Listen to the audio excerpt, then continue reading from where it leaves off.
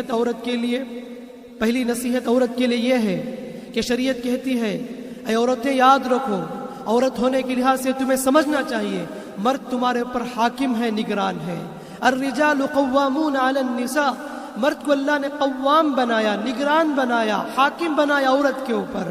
عورت کو چاہیے کہ یہ جو شوہر جو مجھے ملا ہے یہ اللہ کا قانون ہے، میں اس کی نگرانی میں زندگی بسر کروں گی، میں اس کی ماتحتی چاہوں گی۔ جس گھر میں عورت کی حکومت چلے، عورت مرد پر حکومت کرے، جس گھر میں مرد عورت کے سامنے دب جائے، وہاں بڑے سے بڑے فسادات ہوتے ہیں، وہاں بڑی سے بڑی لڑائیاں پیدا ہوتی ہیں۔ عورت جذباتی ہوتی ہے، جلد بازی ہوتی ہے۔ اگر عورت مرد پر حکومت کرنے لگے، اگر عورت ساس پر حکومت کرنے لگے، نتیجے میں وہاں پر مسئلے بگڑیں گے، رشتہ داریاں ٹوٹیں گی، رشتہ داریاں ختم ہوں گی۔ کتنے ایسے مرد حضرات ایسے ہیں جو بیوی کے پاس دب کر چلتے ہیں، بیوی اشارے پہ ان کو نچاتی ہے اور پورے گھر پر حکومت کرتی ہے۔ یاد رکھنا الرجال قوامون علی النساء، اللہ کا حکم ہے۔ اے عورتوں یاد رکھو، تم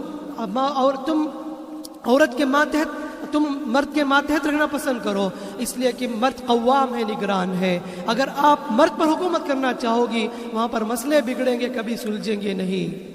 اسی طرح دوسری نصیحت، جب مرد قوام ہے تو شریعت کہتی ہے کہ اس کی اطاعت بھی تمہارے لیے واجب ہے، اس کی اطاعت کرنا تمہارے پر واجب ہے۔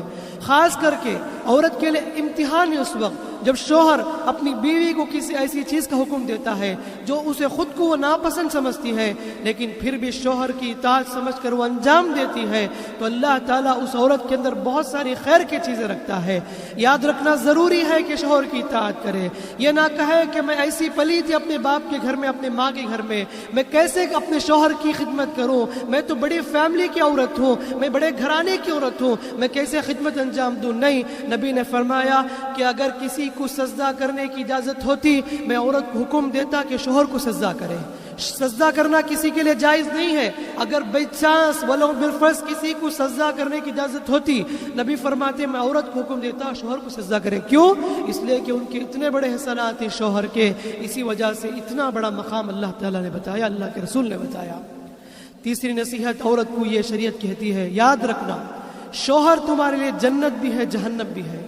جس طریقے سے والدین جنت بھی جہنم بھی، والدین کی فرمانبرداری سے جنت ملتی ہے، والدین کی نافرمانی سے جہنم ملتی ہے، اسی طرح عورت کو ذہن میں رکھنا چاہیے شوہر کی خدمت سے جنت ملے گی، شوہر کو ناراض کرنے سے جہنم ملے گی۔ اگر یہ تصور کر لیں گے نا، الحمدللہ زندگی بہت سکون سے گزرے گی۔ اسی لیے نبی صلی اللہ علیہ وسلم نے خاص بتایا، یا معشر النساء تصدقنا، اے عورتوں کی جماعت تم صدقہ زیادہ کیا کرو، اس لیے کہ میں تمہیں جہنم میں زیادہ دیکھ رہا ہوں۔ پوچھا گیا قلنا وبما یا رسول اللہ، کس وجہ سے اللہ کے رسول ہم عورتیں جہنم میں زیادہ ہیں؟ کہا تمہارے اندر دو برائیاں ہیں، کہا تکثرن اللعن، تم کثرت سے لعنت کرتی ہو، بات بات پر گالیاں بکتی ہو، بد دعائیں کرتی ہو، تو برباد ہو جائے، تو ستیہ ناس ہو جائے، تو غارت ہو جائے، تو مٹی میں مل جائے، ایسے جملے تم زبان سے نکالتی ہو بات بات پر، چھوٹی چھوٹی باتوں پر۔ وتکفرن العشیر، تم شوہروں کی ناشکری کرتی ہو۔ شوہروں کی ناشکری کیسے؟ زندگی بھر شوہر اچھی طرح دیکھتا ہے، حق ادا کرتا ہے، کبھی کچھ غلطی ہو جاتی شوہر سے، عورت کہنے لگتی ہے تم نے زندگی میں مجھے کچھ نہیں دیکھا، تم نے میرا حق ادا ہی نہیں کیا، تم سے کوئی سکون نہیں نصیب ہوئی، کوئی چین نصیب نہیں ہوئی، تمہیں شادی کرنے کے بجائے میں کسی اور سے شادی کر لیتی تو مجھے سکون کی زندگی ملتی۔ کب ہوتی ہے یہ بات؟ جب ایک غلطی ہو جاتی ہے شوہر سے۔ نبی فرماتے ہیں تکثرن العشیر، تم شوہروں کی نافرمانی کرتی ہو، یہ دو ریزن کی وجہ سے تم جہنم میں کثرت سے جا رہی ہو۔ تو ایک عورت کو سمجھنا چاہیے کہ میرا ہسبینڈ میرے لیے جنت بھی ہے، جہنم بھی ہے۔ اور نبی نے فرمایا کہ ایما امرات صلت خمسہا وصامت شہرہا واطاعت زوجہا، جو کوئی عورت 5 وقت کی نماز پڑھے، رمضان کے روزے رکھے، شوہر کی اطاعت کرے، کل قیامت کے دن جنت کے 8 دروازوں سے بلایا جائے گا۔ کہیں مردوں کے لیے حدیث ہے کیا؟ نہیں، عورت کو بتایا کہ اگر تم نے شوہر کی اطاعت کی، نماز کی پابندی کی، روزے کا اہتمام کیا، جنت کے 8 دروازوں سے بلایا جائے گا۔ یہ فضیلت عورت کو حاصل ہے۔ تو بھائیوں، 3 نصیحت شوہروں کے لیے، 3 نصیحت بیویوں کے لیے۔